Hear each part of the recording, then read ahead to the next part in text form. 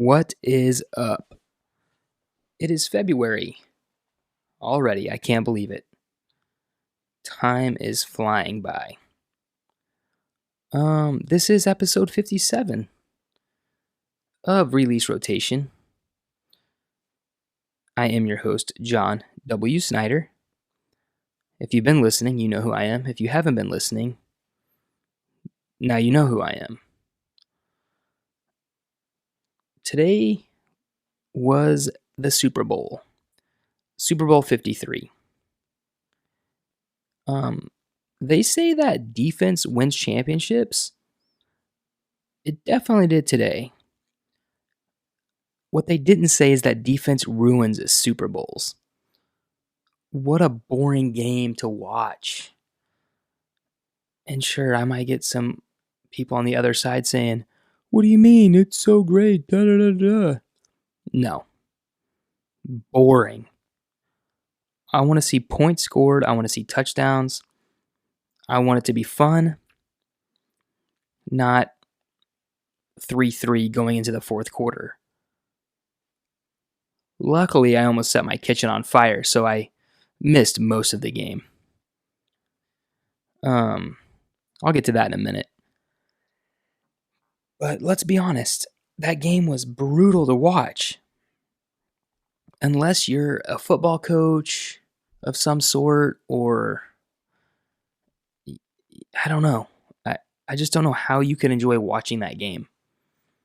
And I'm sure there's people who disagree with me, and I'm sure there's people who agree with me, and that's fine. It's just my opinion on that game. And I thought it was pretty boring. I don't ever want to see a Super Bowl like that again. But I'm sure we will. Tom Brady wins his 6th Super Bowl. How does that make any sense? That's a lot of Super Bowls. There are so many NFL players who will never make it to a Super Bowl. He's won 6 of them. You can't even wrap your mind around that. 6 Super Bowl wins. That is insane. He's now tied with Michael Jordan for championships. In some way, that makes sense in my head. I had to relate it to basketball, right? But holy cow. Defense wins championships and defense ruins Super Bowls. That's what I got out of that. The commercials were okay from what I saw. Again, I missed a lot of the second quarter. Mainly most of the first half. Due to kitchen incident. So real quick, it's been raining here in Southern California. Just in the last 24 hours, we've gotten almost 2 inches of rain, which that's a ton of rain for us. I think for the year we get like 6 inches is like our average. But in the last 24 hours, we've gotten 2 inches. I don't know if 6 is the average. It seems about right because it never rains, hardly. So it's been raining. The other day I bought a tri-tip that I was gonna put on the grill so I could have a delicious tri-tip for the Super Bowl. And because of the rain, I thought there's another option. Let's cook it in the oven. So I follow the instructions. I put the oven on 375. Take out my tri-tip. I put it in a oven-safe pan to cook for 40 to 50 minutes to get it to about 140 degrees all the way through, because that's medium, and that's how I wanted my tri-tip. And I was about 35 minutes in, and I went to go check on it, and I was like, I'm just going to open up the oven and check the temp. So I go to open up the oven won't open. The oven has locked itself. I'm sorry, what? Who knew an oven could lock itself? So I've got a tri-tip in there. The oven has locked itself. I can't get it open, so I obviously jump on Google and see what's going on and see what I can find. And it gave me some error code on the oven. So I looked that up and it said that most likely there's an issue with the temperature gauge inside the oven. So it locks itself. That is the dumbest thing I've ever heard of. One being, because it locked itself, it also wouldn't turn off. So my tri-tip just kept cooking because I'm kind of freaking out and I had to like get my bearings and I didn't think and realize, I'm going to go flip the breaker that goes to the oven. So I'm trying to figure out what's going on, whatever. I go do that. Turned off the oven. That's fine. But then I notice smoke starts pouring out of the oven. And so it's still locked. Even though the power's off, it did not unlock itself. I did some more research saying that it wouldn't unlock itself until it got down to under 200 degrees Fahrenheit. Okay, that's stupid. What makes no sense. So I have to pull the door open as hard as I can. So I break the door open. At least I broke the lock part. So now the oven door does not shut correctly. Smoke is pouring out at this point. Our smoke alarms go off. It's also 55 degrees out, which for us isn't crazy. But I go ahead and I have to open up all the doors and the windows downstairs of our house while the smoke alarms are going off downstairs. But I look in the oven, and the dish that my tri-tip was in had broken into about 8 pieces. So I'm no arson investigator, but from what I gathered was my tri-tip was sitting in all of its juices, and when the oven opened, or when the oven got so hot, for some weird reason, this oven-safe dish decided to basically just explode. And all of these juices just poured down onto the coils that heat up the oven. So that's where I'm at in this situation with that. My tri-tip is charred and as black as can be. I'll post a picture on social media, Instagram and Twitter and Facebook whenever I post this episode. This episode's going to come with a picture of my charred tri-tip in the broken dish. So now I'm pretty sure we have to get a new oven, which isn't a bad thing. I think the oven actually came with the house when the house was built in the early 2000s. So, I mean, it's over 15 years old. I'm pretty sure. So probably time to get a new oven anyways, but that is what happened today during the Super Bowl. My wife got our 2 kids and said, "We're going to the neighbor's house." So I have to watch the Super Bowl by myself for a little bit. Why the family goes to the neighbor's house because our eyes were watering from the smoke. And, probably safer for them, the kids. We get them out of here. So they went to the neighbor's house and played for a little bit. Why I had to figure out what was going on. So, yeah, that was awesome. So, still not sure why the dish broke. Not sure why an oven has a locking mechanism. Like, what if it had caught on fire while it was locked?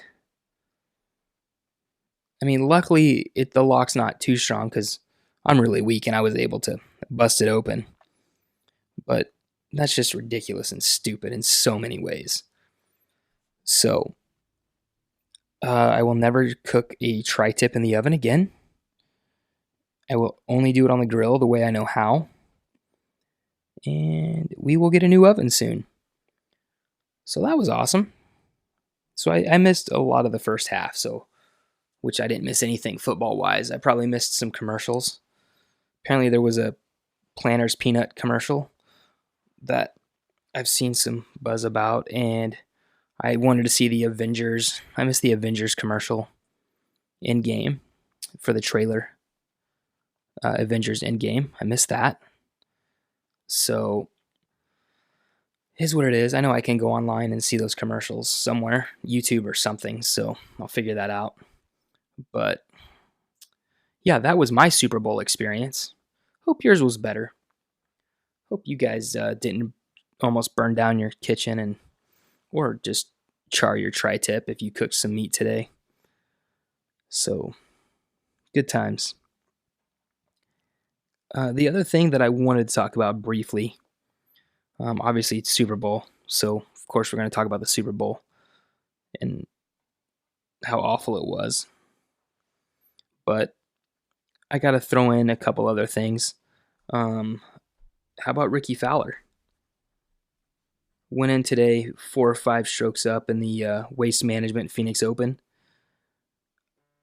I thought he was going to walk away with it, but then he had a mishap on 11 where he had to drop his ball. He dropped it, and then his drop, so I guess he hit into the water, and then he had to drop his ball. Then his drop proceeded to roll into the water, and he had to take another penalty stroke, which I didn't know that was a thing. So that's insane. So he ended up with a 7. I think that was a triple on that. I think it was a par 4. So he triple bogeyed that hole, and then he was in a tie. Then he was down, and then he ended up coming back and winning the Waste Management Phoenix Open. Ricky Fowler, go Cowboys! Former Oklahoma State golfer. Someone else who looked really good was amateur Matthew Wolf, who got an sponsorship exception for this event. He looked pretty good in the first 2 rounds, and then I know yesterday and today, the weekend was a little rougher on him, but I mean, come on. He just won a national championship at Oklahoma State in the summer and got to play in Waste Management Phoenix Open with some pros. And he was actually, first 2 days, he was doing pretty good and then kind of fell apart, but that was a great performance by him. So 2 good performances by some from Oklahoma State Cowboys. So that's always fun for me. And then one more thing I want to talk about is, I would love to talk about the Oklahoma City Thunder, but I'm going to talk about Russell Westbrook real quick. He quietly now has 6 triple-doubles in a row. Watching the games, watching him play, you would have no idea that that's what he's been doing. And it's funny too, like he won't be in the MVP talk. Fine, whatever. But he just goes and gets triple doubles. Like he literally, like the song lyric, messes around and gets a triple double. Every game. Not every game, but come on. The last 6 games. I mean, today was a loss, and it was a bad loss to the Celtics. Kyrie Irving had a game that he has every few months. So, and Marcus Smart too, who, again, a former Oklahoma State Cowboy, but his 3-point shooting was horrible going into this game. He was like 30% for the year, and he was like 50% for the game today or something. Insane. So that was really aggravating. Thunder losing to the Celtics today. They got within like 2 or 1 with a minute left, minute and a half, and it still felt like they were down by 20. Their defense was sloppy. Um, just a weird game. Super weird game. But I just can't get over the fact how good Russell Westbrook is and how quietly he puts up triple doubles. There's nobody else that does that quietly like he does. It's insane. It's crazy. And the last thing I want to leave you guys with is tomorrow's Monday. So when you listen to this, it'll be Monday. And I know before I've said, if you hate Mondays, you should get a new job. Find a new job if you don't like Mondays, which I stand by. What's wrong with Mondays? But I also want to say, every morning when we wake up, we have a choice. It's a brand new day. You get to make a choice in the morning of how your attitude is going to be that day, going into work or whatever it might be. And so, not just Mondays, but every day of the week, 7 days of the week, you get to wake up and you get to make a choice if you're going to take on that day with integrity or whatever it might be. We all, you have that choice. We get that choice. Tomorrow morning, I'm going to wake up and I can either be upset that I woke up super early. I could be upset that I have to go to work or that I have to do whatever it is I have to do at work. But I mean, if that's the thing, then kind of just like the other thing, find something else to do. Or make it your passion. What are you passionate about, and how can you put that into your work? It's another thing to think about. But the thing I just want to say is, when we wake up in the morning, we get a choice.